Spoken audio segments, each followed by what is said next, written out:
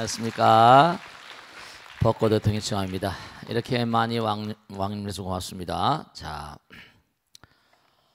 우리가 이 신신명을 공부하든지 경전을 공부하든지 하다 보면 빠뜨릴 수 없는 게 뭐냐면은 중국의 역사를 좀 알아야 돼요. 아시겠죠?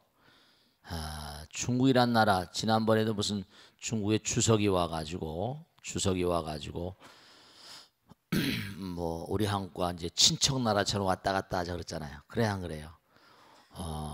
우리가 성불의 길, 부처님의 길을 열심히 가고 있지만 또 아주 중요한 게 뭐냐면 어차피 우리는 이 땅에 이렇게 뿌리를 받고 땅을 딛고 살고 있잖아요. 그렇습니까? 안 그렇습니까?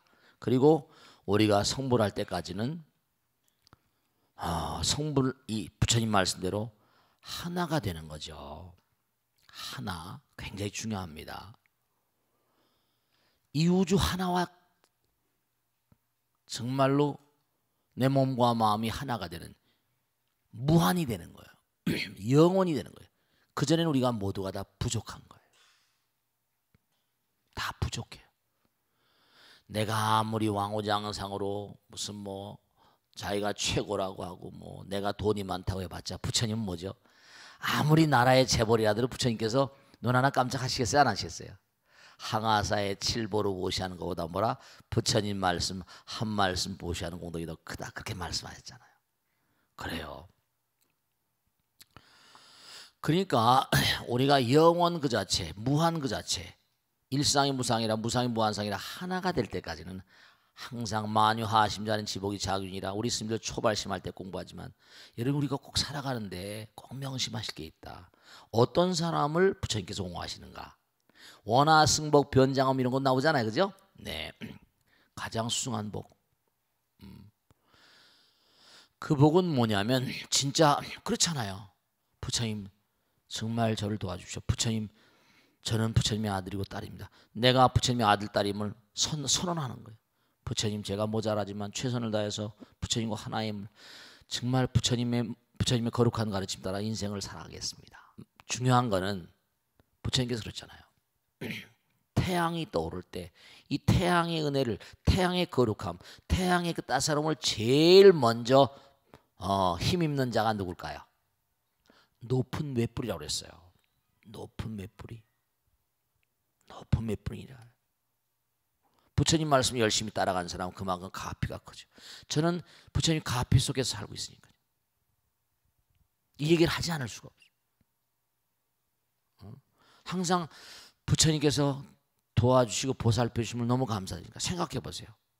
다 썩어가지고 도망다니다가 너덜너덜한 그런 몸뚱아리 끌고 강남에 들어와가지고 이렇게 훌륭하신 분들 만나요. 이 법당 짓게 해주시고 또 대학교도 짓게 해주시고 얼마나 감사해요. 몸도 이렇게 다 죽어가는 몸 살려가지고 이렇게 버티게 해주시고 정말 감사해요. 감사 그 자체야. 항상 저는 부처님 감사합니다. 부처님 말씀이라면 내가 목숨을 던지는 백천만 개. 그러니까 제가 얘기잖아요. 세세생생 저는 부처님 이 길을 갈 겁니다. 그리고 이 길을 다시 가게 해주십시오. 정말입니다. 그러니까 마음을 낮추는 자가 하심자는 지복이 승복 지복이야. 지복이 자균이라 그 몸과 마음 가운데 있기 때문에 항상 겸손해야 돼. 부처님 이상이 없으니 계속 끊임없이 가요. 그러니까 우리나라 같은 나라는 어쨌든 반도에 붙어있는 조그만 나라잖아요. 중국에 가보세요. 대국입니다. 중국 역사를 좀 알아야 돼. 중국 문화를 알아야 돼. 우리가 지금 세세생생 말이죠. 여러분들이 성불할 때까지는 어디에서 태어나야 돼.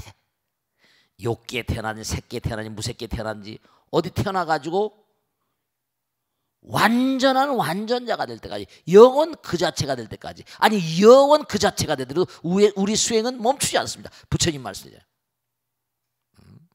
나보다 더 뭐라? 지혜를 닦기에 부지런한 자가 없는 자리. 우리 얘기했죠. 그래 안 그래요? 나보다 뭐라? 복을 닦기에 더 부지런한 자가 없는 자리가 부처님 자리라고 했잖아요. 공부했어 안 했어요? 네, 그래요. 그러니까 뭐 내가 최고고 내 것 이런 사람은 참 어리석은 사람이에요. 그런 사람은 자 중요한 건 진짜 중요한 겁니다. 왜 자꾸만 자기를 조아리고 자꾸만 자기가 부족함으로 한 자는 점점 뭐라 나아질 가능성이 있잖아요. 자기를 낮추는 자가 점점 뭐라 높아지는 자예요. 이걸 아셔야 돼. 자기를 자꾸만 낮추는 자. 뭘 조금 알고 나면 그냥 뭐 까불까불 되잖아요. 그게 안 되는 거거든. 그럼 부처님께서 이 녀석은 아직 멀었구나 이래요. 잠깐 부처님께도 말이죠. 부처님 제가 부족합니다. 영원한 어떤 그런 구도자의 자세 같은 거예요. 그런 거예요. 그러니까 역사상으로 볼 땐 보세요. 역사의 어떤 인물들 보면 큰 무슨 보세요. 로마 중국 사람 세계사를 구성하는 세계 역사를 구성하는 그런 그 존재들이 전부 다 뭐라 대국에 태어났던 인간들이야 다. 독양사는 중국에 태어났던 사람이지. 일본에 태어난 사람 공부합니까? 뭐 요즘 때문에 하지만 베트남에 태어났다는 사람은 우리가 알아야 됩니까? 뭐 한국에 태어났다는 사람은 세계사에 종정난 사람 누가 있어요? 서양에서도 공부해가지고 전부 다 독양사 그러면 중국 얘기예요. 서양사 그러면 로마 얘기고 그리스 얘기고 말이죠. 불란서, 영국, 독일 뭐 이런 얘기고 이런 거죠. 그러니까 중요한 거는 정말 대국이니까 우리가 중국 역사도 알고 중국 문화도 알고 우리가 지금 앞으로 점점 가면 삼성이나 현대 같은 그런 그 뭐 큰 회사들이 훌륭한 회사들이 계속 열심히 가야 되겠지만 저 어마어마한 대륙 17억이라고 그러다 13억이 호구가 돼 있고 4억 정도는 호구가 안 돼 있대. 깊은 데 살기 때문에 호구는 주민등록증이 안 돼 있는 거예요. 자기들이 17억으로 보더라고요. 그런데 정말 생각할 게 많아요. 그러니까 우리가 흔히 알듯이 무슨 뭐 동주, 서주, 그 다음에 우리가 공자님이 항상 주나라 얘기하잖아요, 그죠? 주문왕 얘기하고 그 다음에 주나라가 무너지면서 어때? 춘추전국시대, 춘추오패, 전국칠홍 이런 게 있다니까요. 춘추전국시대 지나면서 춘추전국시대를 통일한 사람이 누구지? 그 사람이 진시황이에요. 진시황 많이 들었죠? 이번에 중국 갔을 때 만리장성 가봤어요. 만리장성 가보신 분 많이 계시죠? 만리장성도 참 정말 대단한 곳이래요. 정말 중국만이 가능한 곳입니다.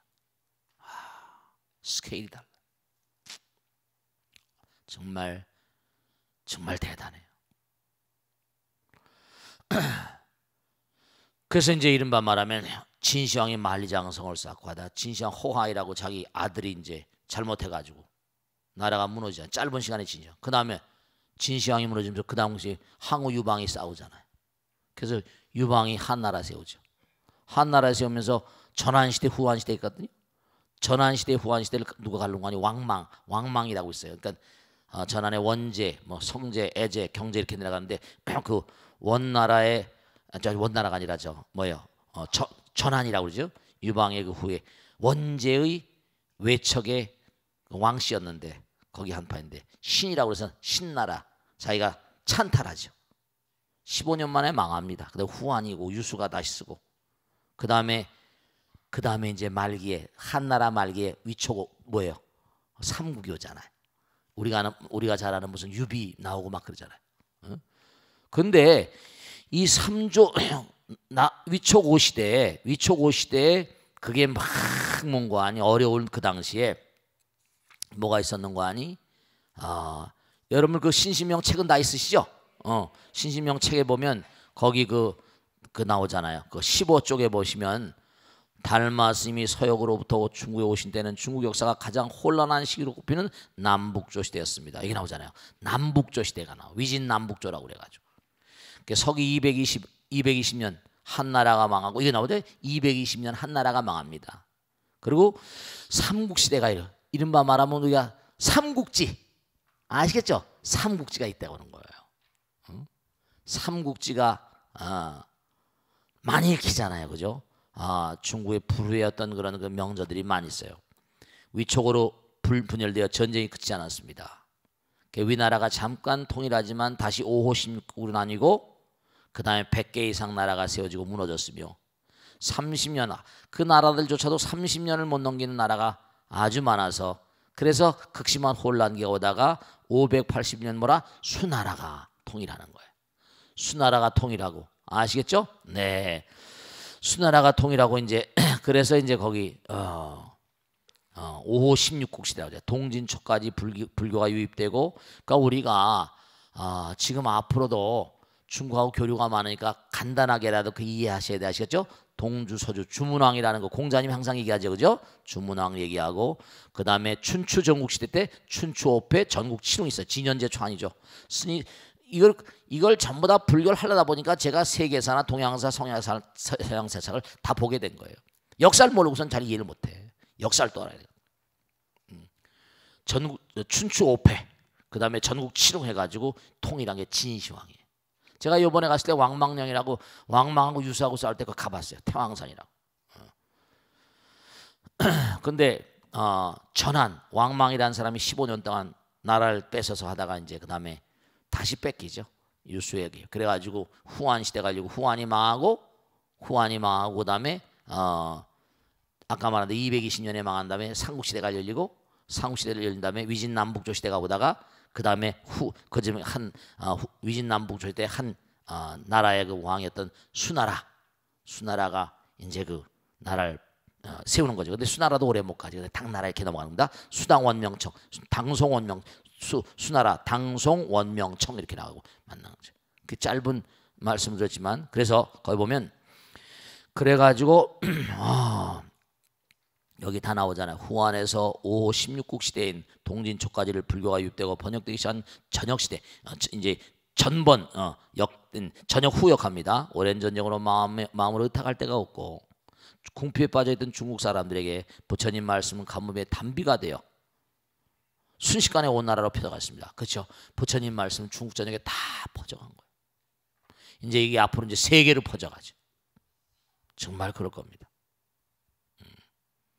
세계로. 정말 마음의 어떤 깊은 세계 같은 것들은 그렇죠. 정말 말이죠. 백성들의 불교에 대한 열의가 강했으므로 그를 알면 누구라도 보게 하려고 고급 언어를 사용하지 않고 쉬운 말로 경전을 변하겠습니다.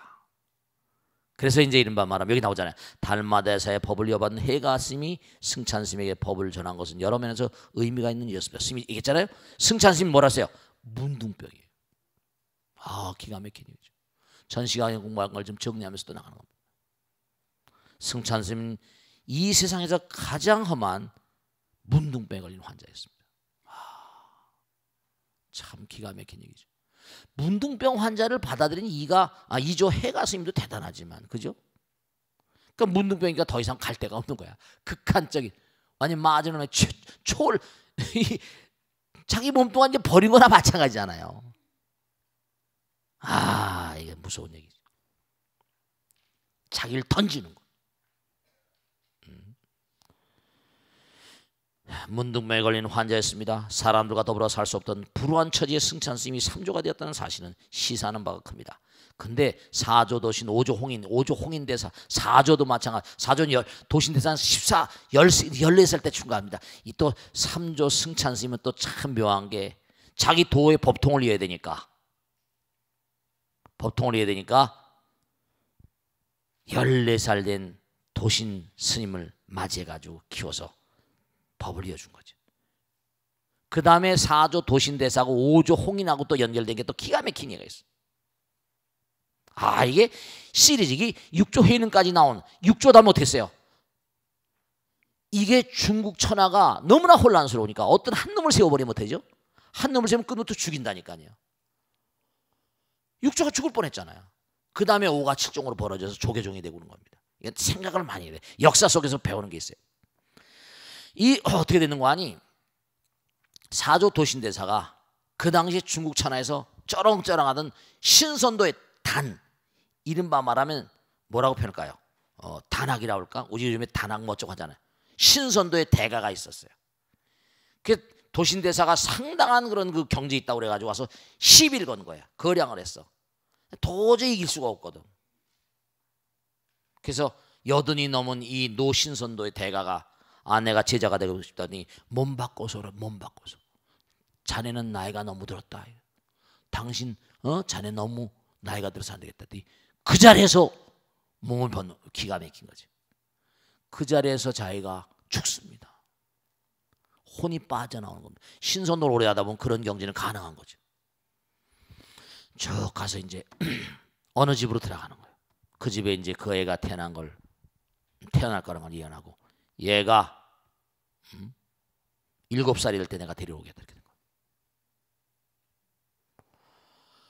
근데 그때 그 이제 여러 가지 얘기했는데 처녀 아이에게 무슨 이런 빨래하는 처녀 아이 몸에 들어갔다는 얘기도 있고, 뭐 그렇게 됐다는 얘기도 있고, 뭐 설이와 구분하니까 어쨌든 간에 그래서 이제 7살이니까 산으로 데려간 거예요. 그래서 가르쳐 가지고 유명한 얘기죠. 돌을 물려줘가지고 오조 혼인인데서 하는 거예요. 몸 바꿔서. 근데 기가 막힌 게 그 어머니가 얘기를 들은 거야. 소문을 들은 거야. 내 아들이 어느 산에 산주가 돼가지고 큰 돈이 됐다는데 소문을 듣잖아요. 찾아가 봐야겠다.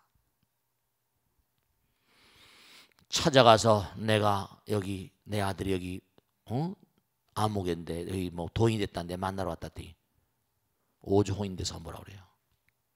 저 여자를 광에다 갖다 가두라잖아요. 광에다 갖다 가두고 굶겨 죽입니다. 막 난리가 난 거죠. 난리가 난 거예요.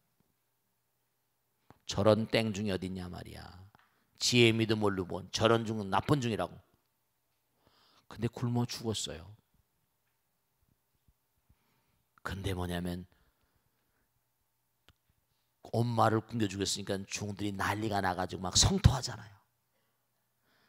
다 홍해에서 공청을 했다는 거예요. 내가 이제 내 아들의 뜻을 알렸다. 그러니까 인연이 완전히 뭐라? 부처님 세계는 뭐라? 인연이 완전히 끊어지는 세계죠. 인연이 있으니까 잠깐만 연결되잖아. 굶겨 죽이니까 이제 드디어 몽관이 광 속에 있으면서 나름대로 깨달은 거예요. 아들의 뜻을 알렸다. 인연을 완전히 청산하는 것. 여러분도 이 땅에 이렇게 와 계신 것도요. 전부 다 엄마 아버지 인연, 웨디비스 컴플렉스겠잖아요, 그죠? 전부 다 인연의 사슬 따라오는 겁니다. 태어나고 죽는 건 전부 다 인연의 사슬 따라. 제가 이 법당에 이렇게 앉아 있으면 별의별 일이 많습니다. 다 길을 가다가도 저는 한두 번 체험한 게 아니에요. 길을 가다가도 웬 귀인이 나타나가지고 어려운 문제도 참 알 수 없는 일이 많아요. 정말 여러분들이요 하늘의 옹호를 받는 분이 돼야 돼. 그래서 오조 홍인대사가 그 제자들이 그냥 막 내쫓아버리려고 했는데 멈춰라, 내가 우리 아들 뜻을 알겠다. 그래가지고 홍에서 공청을 하는 거예요.